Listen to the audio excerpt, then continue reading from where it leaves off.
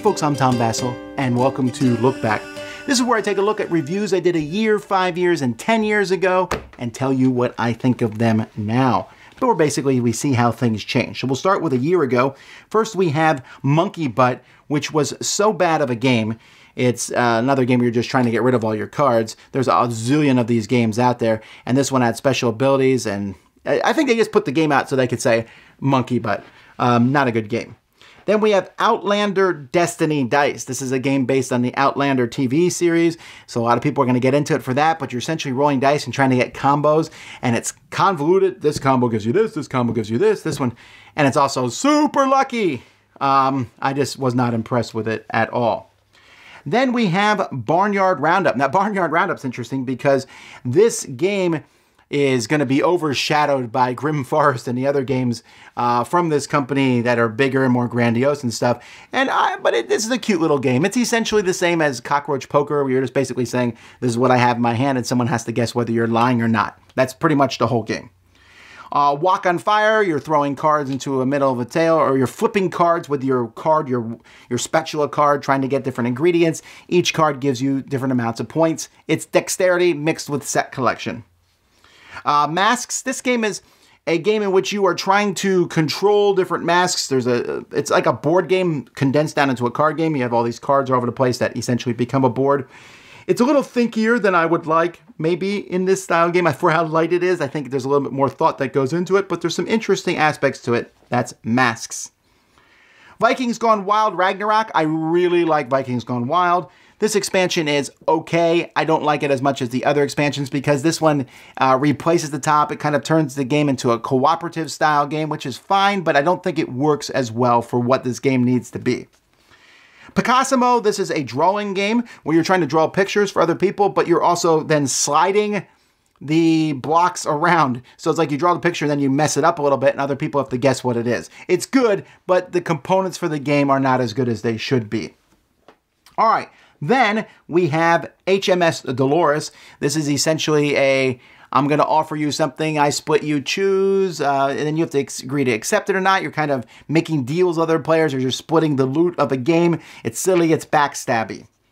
Ave Roma, Jason and I took a look at this one. This one is a very point salad type game. You're getting points from all different things, and you are going, there's a lot of pieces in this game, and I actually deducted a little bit because there's a lot of Kickstarter stuff in the box, which is confusing. You're not even sure what stuff you're supposed to be using in the base game, and it's probably a little smaller, a lot of the pieces than they need to be, but there is still a lot of cool things in this game, and it's an interesting worker placement game, and being able to pull different workers based on where they come from. I really like a lot of the aspects of this one. Kashgar. Now this one, I think this one might grow on me as time goes by. We'll see. This is a hand building game or a tableau building game where you're getting these different cards and you're putting them in front of you, and you can only play the front card in a column. And when you play it, it goes to the back of the column. So you might have a short column that you're cycling through fairly quickly, or a long column that has a lot of cards. It's a really intriguing game. It's not in English at this point in time, but it's probably just a matter of time before it does. Love Letter Premium. This is the beautiful version of Love Letter with big giant tarot-sized cards with card sleeves and everything. And even comes with a lot of extra new roles, which unfortunately only work if you play a bigger game of it, which I think Love Letter isn't as good with 7, 8 players, whatever. I've cooled on Love Letter over the past couple of years. It's still a very great game. If you're going to get it, this is probably the version to get, unless you do want it pocket-sized. And then Paolo, I like the theming of this game. Jason and I took a look at this one. Delivering pizza. The idea is great. There's a lot of cool concepts in it. It's not amazing because when it comes down to it, there's a little bit of an auction thing in the game, which I feel they could have completely dropped. But still, I do like the theme. Okay, still other games from last year. Arcadia Quest Inferno. This is another version of Arcadia Quest. My original Arcadia Quest is a 10. This one's only 8 because I don't care so much for the demons and the theming of this, but it does have some cool things like angels that I really enjoyed. Yokohama. This is a game that I'm just consistently liking more and more. A worker movement game where you have your worker your guy on the board and you're moving him around to get different actions, and as you put out stuff on the board, your actions get better and better.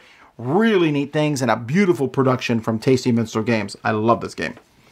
And then finally, Arcadia Quest Pets, which is my current favorite Arcadia Quest expansion, although the new one with mounts looks like it might supersede that. But it comes with these little pets, and these pets go around with your heroes on the board and fight with them and everything. It's a really neat addition to the game. 5 years ago, I took a look at Meltscape, which is a game in which the board is melting, I think, the ice, and you're moving around. It's just an awful, awful game. It's one of those games, when I saw it, it looked pretty neat with plastic figures, and then when I saw it closer, it didn't look as cool. It's just not a good game. Solitaire for 2, which is still a name that makes me almost giggle every time I hear it, because it's Solitaire for 2.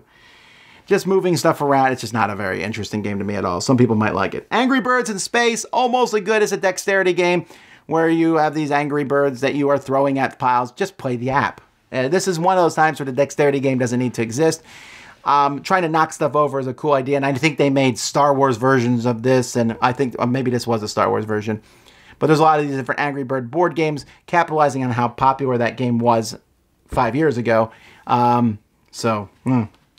Ascension Immortal Heroes. This was the first Ascension expansion, I think, that added events and ongoing monsters you could trade in to get special things. That's some pretty cool stuff. The events, I still use them in a lot of my games. I think it's a good addition. This is one of those small expansions I think you can add to almost any Ascension thing and still play with it. It was a good expansion. All right, 10 years ago, Bankruptcy, the card game. Boo to the theme and boo to the just getting rid of the cards from your hands type, whatever. Trigonal. This is one of those abstract games which has some cool little looking pieces, but a very forgettable thing. Just put down triangle pieces and score points.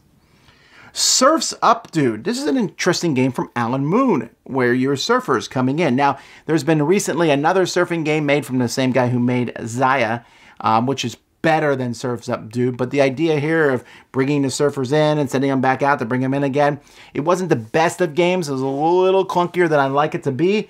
But if you can find this one, it certainly is an interesting, unique theme. Rattlesnake. This is a game in which you just basically have magnets. Those rattlesnake magnets where you throw them and they go together and they make a rattlesnake noise. They're all over the board. You are placing them in such a way where everything doesn't snap together. I've lowered this slightly because there's a lot of magnet games out there now, including one from R&R Games that there's like multiple versions of it with hearts, like a Valentine's one and different things. I think that one's probably better than Rattlesnake, but this is still, if you like magnets, you'll like this game. And then Hiroshima Hex. 10 years ago, I reviewed one of Z's favorite games.